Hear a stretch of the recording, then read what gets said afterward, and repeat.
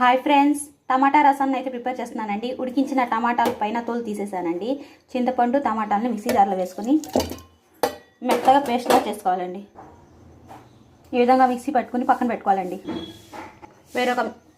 వేరొక mixie jar తీసుకుని అందులో కొద్దిగా జీలకర్ర, 5-6 వెల్లుల్లి రమ్మలు, 2 పచ్చిమిర్చి ముక్కలు, 1 రెమ్మ కరివేపాకు, మిరియాలు, మెంతుల పొడి యాడ్ చేసి బరకగా మిక్సీ పట్టుకోవాలండి. ఇప్పుడు కూర గిన్నెలో ఆయిల్ వేసి వేడి చేసుకుని అందులో ఆవాలు, జీలకర్ర, ఎండుమిర్చి, కచ్చపచ్చిగా దంచిన వెల్లుల్లి రెమ్మలు, కొద్దిగా హింగు,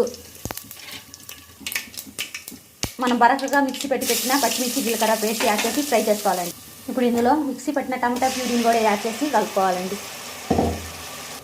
ఇందులో పచ్చిమిర్చి, కరివేపాకు, కారం, పసుపు, రాళ్ళ ఉప్పుని యాడ్ చేసి కలుపుకోవాలండి. తగినన్ని వాటర్ పోసి బాగా మరగనిచ్చాలండి రసాన్ని.